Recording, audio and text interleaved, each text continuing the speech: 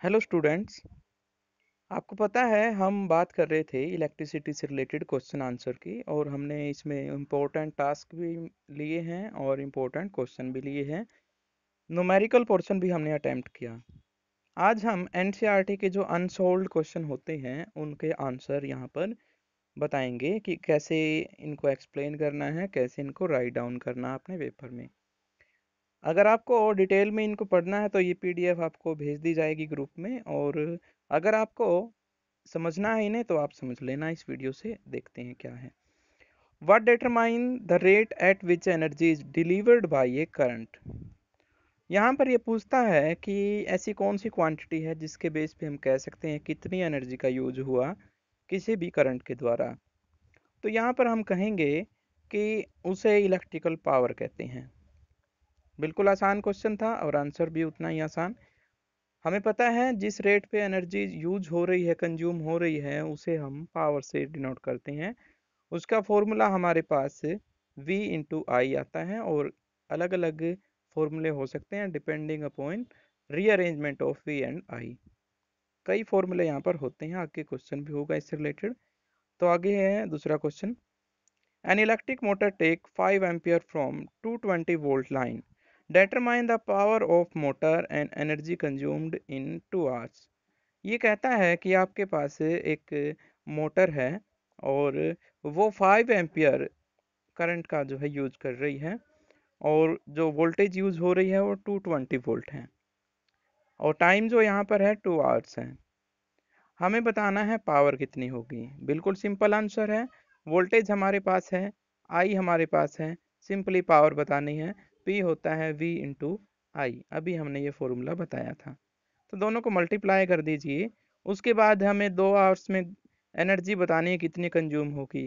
तो simply hours को आप सेकंड्स में कन्वर्ट यूज कर सकते हैं, या फिर डायरेक्ट आवर्स में अगर करते हो तो वो आवर्स पे आ जाएगा आंसर।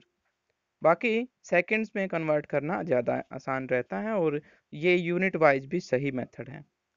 तो हमने सेकंड्स में इसको कन्वर्ट कर लिया, और 2 आवर्स के बनते हैं 742 7 200 सेकेंड। तो ये आंसर हमारे पास जो है सेकंड टाइम के लिए आता है, और इसको आप एनर्जी कंजम्पशन के साथ ऐड कर दोगे, मतलब मल्टीप्लाई कर दोगे, तो ये आंसर आपका जूल्स में आ जाएगा। अगला क्वेश्चन हमारे पास है। Name a device that help to maintain a potential difference across a conductor. एक ऐसी डिवाइस का नेम आपने बताना है जो पोटेंशियल डिफरेंस को बना के रखती है किसी भी कंडक्टर में। बहुत आसान है। पोटेंशियल डिफरेंस को मेंटेन रखने के लिए हम कई डिवाइसेस का यूज कर सकते हैं, अलग अलग तरह की होती हैं जो, लेकिन मेन पर्पज होता है एनर्जी प्रोवाइड कराना इलेक्ट्रॉन्स को या चार्जेस को। एक सेल का यूज किया जा सकता है, एक बैटरी का यूज किया जा सकता है, पावर सप्लाई का यूज किया जा सकता है, और मैकेनिकल एनर्जी भी बहुत सारी होती हैं जो चार्ज की फॉर्म में हम प्रोवाइड करा सकते हैं किसी भी कंडक्टर को, जिससे उसमें करंट पास होना स्टार्ट हो जाता है। अगला क्वेश्चन है। What is meant by saying that potential difference between 2 point is 1 volt. ये कहता है कि 1 वोल्ट को डिफाइन कीजिए। तो जब भी डेफिनेशन की बात होती है तो आप 1 यूनिट ऑफ वर्क लेंगे और 1 यूनिट ऑफ चार्ज लेंगे, अगर इसको डिफाइन करना है तो। और हमें पता है जब एक यूनिट वर्क हो किसी भी 1 कूलम चार्ज को मूव कराने के लिए, तो हम कहते हैं कि 1 वोल्ट वर्क हुआ है। When 1 joule of work is required to move a charge of 1 coulomb from one point to another, then it is said that potential difference between 2 points is 1 volt। बहुत आसान है, और ये आंसर आ जाएगा 1 volt is equal to 1 joule divide by 1 coulomb. उसके बाद आप अगला क्वेश्चन ट्राई करेंगे। How much energy is given to each coulomb of charge passing through a 6 volt battery. हमारे पास अभी एक फॉर्मूला आया था, हमने ऊपर देखा था potential difference is equal to work done divided by charge. यहाँ पर जो वर्क डन है वो एनर्जी होती है हमने जो प्रोवाइड की है किसी भी चार्ज को मूव कराने के लिए। तो यही एनर्जी हमें फाइंड करनी है, यानी वर्क डन फाइंड करना है। तो वर्क और एनर्जी सेम यूनिट होती दोनों की। Work done is equal to potential difference multiplied by charge. तो ये मल्टीप्लाई कर देंगे, जो वैल्यू आपको दी गई है कि 6 वोल्ट बैटरी है और ईच कूलम मतलब 1 कूलम चार्ज की बात हो रही है यहाँ पे, तो आंसर यहाँ पर 6 जूल आ जाता है। उसके बाद अगला क्वेश्चन है कि on what factor resistance of conductor depends.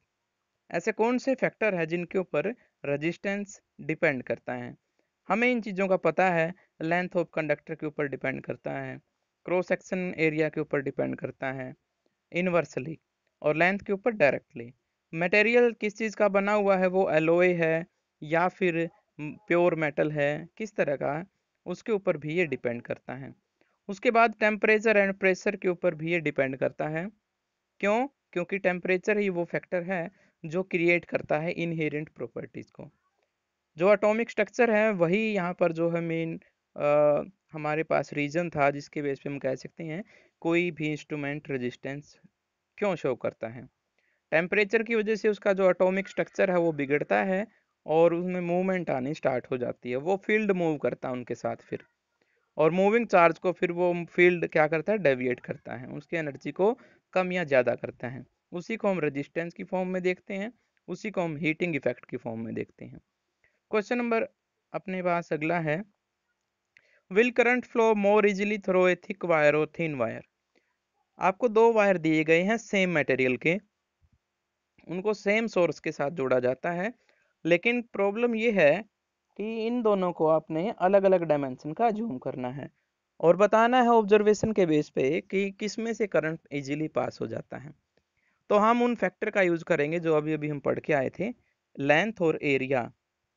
अगर दोनों की लेंथ सेम है तो बहुत आसान है कहना कि दोनों का रेजिस्टेंस भी सेम होगा, लेकिन अगर दोनों का एरिया अलग अलग है तो हम कह सकते हैं रेजिस्टेंस उसका कम होगा जिसमें एरिया ज़्यादा होगा। इन्वर्सली होते हैं दोनों। तो जो थिक वायर होगा वो रेजिस्टेंस कम शो करेगा। तो ये चीज़ें हम बता सकते हैं यहाँ पे। उसके बाद क्वेश्चन नंबर 3 है, let the resistance of electrical component remains constant while the potential difference across the two ends of the component decreases to half of its former value। ये कहता है कि रेजिस्टेंस जो आपके पास है वो कांस्टेंट है और पोटेंशियल जो है यहाँ पर वो डिक्रीज करता है अपनी हाफ वैल्यू पे। मतलब रेजिस्टेंस जो है वो सेम है, लेकिन पोटेंशियल डिफरेंस को क्या कर दिया है, हाफ कर दिया है। What change will occurs in the current through it.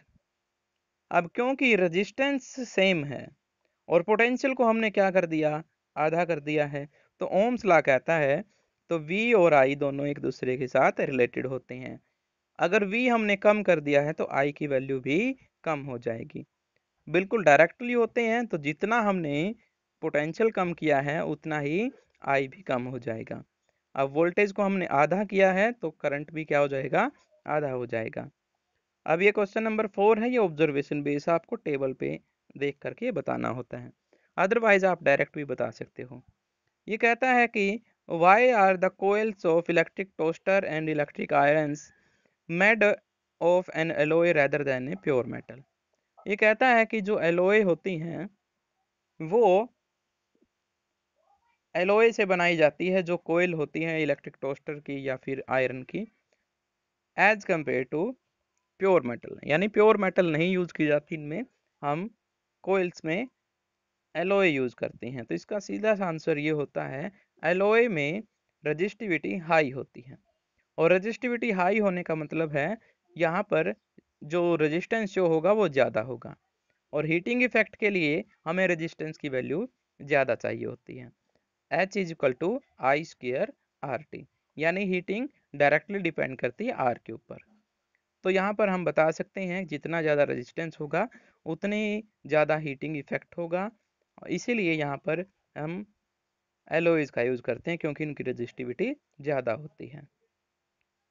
अब ये एक और क्वेश्चन है, ये डाटा बेस्ड क्वेश्चन है। एक टेबल दी जाती है आपको और उसमें से बताना है विच अमंग आयरन और मर्क्यूरी इज बेटर कंडक्टर। तो जिसका रेजिस्टेंस या रेजिस्टिविटी कम होगी वो बेटर कंडक्टर होगा। उसके बाद है which material is best best conductor. इनमें सबसे कम जिसकी रजिस्टिविटी है वो सबसे बेस्ट होगा। अकॉर्डिंग टू टेबल और ऑब्जर्वेशन सिल्वर सबसे अच्छा कंडक्टर होता है। और आयरन और मरकरी में अगर कंपैरिजन किया जाए तो आयरन अच्छा कंडक्टर है। उसके बाद अगला क्वेश्चन है, ये भी आसान है। आपको कुछ रेजिस्टेंस दिए गए हैं, डायग्राम देख सकते हो आप, सीरीज में है सभी के सभी। इनको सर्किट में आपने जोड़ना है और बताना है कि किस तरह से होगा। कुछ इस तरह का सर्किट होना चाहिए कि रेजिस्टेंस सारे सीरीज में हो और वोल्टेज कितनी हो, 6 वोल्ट हो। तो ये बैटरी अप्लाई कर दोगे आप और करंट को हमेशा मूव कराओगे पॉजिटिव एंड से लेकर के नेगेटिव एंड तक। की को ओपन कर दोगे, करंट को अगर मूव कराना है तो आपने मतलब की में ये डॉट लगाना पड़ेगा आपको। और सीरीज में जोड़ रखे हैं सारे, एंड टू एंड जोड़ने पड़ेंगे। ये सीरीज कॉम्बिनेशन है। अगला क्वेश्चन है, पिछले क्वेश्चन में जो आपको रेजिस्टेंस दिए गए थे उन सभी का यूज करते हुए आपने बताना है कि एमीटर में क्या रीडिंग होगी। बहुत आसान है, हमारे पास वोल्टेज 6 वोल्ट है, सभी के सभी रेजिस्टेंस सीरीज में है। सीरीज में होने का मतलब है टोटल रेजिस्टेंस एड अप हो जाएगा।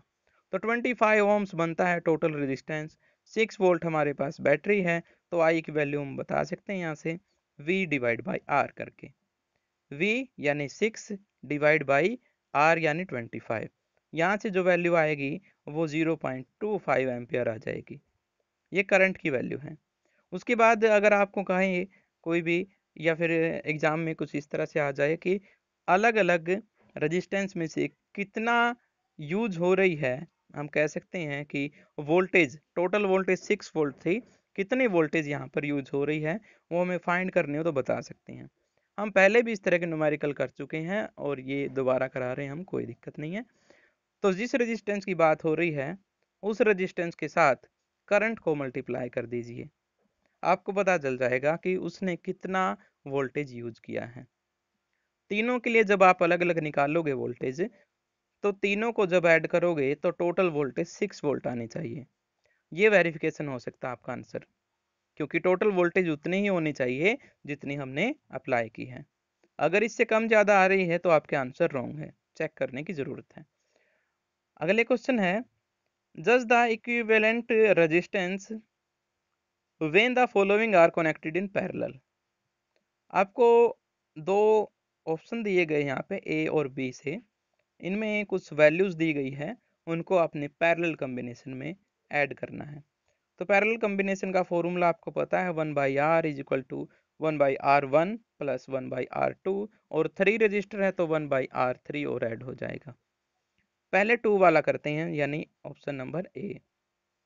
इनको जब ऐसे ऐड किया गया तो 10 पावर 6 हमारे पास एलसीएम आ जाता है, और ऊपर वाली वैल्यू 10 पावर 6 प्लस 1 ये हो जाती है। अब क्योंकि 1 बहुत बड़ी वैल्यू है ये, और इसमें 1 ऐड करें माइनस करें कोई ज़्यादा फर्क नहीं होता, अप्रोक्सीमेट आंसर हमारा 1 आएगा। ये आई है वैल्यू 1/r की, ये आपने ध्यान रखना है। बहुत बार ये देखा गया है कि एग्जाम में बच्चे गड़बड़ कर देते हैं, उससे आपका सारा न्यूमेरिकल गलत हो जाता है। तो 1/r को आप पहले r में चेंज करेंगे और तब जाकर के हमारे पास रेजिस्टेंस की वैल्यू 1 ओम आएगी। अगला है, आपको 3 रजिस्टर दिए गए हैं, तीनों को उसी तरीके से ऐड करोगे और रिजल्ट आपका यहाँ पे, अब क्योंकि 3 वैल्यूज हैं, 3 वैल्यूज में जो एरर है वो बढ़ने के चांसेस होते हैं। जितनी ज़्यादा वैल्यू होगी उतनी एरर बढ़ने के चांसेस होते हैं।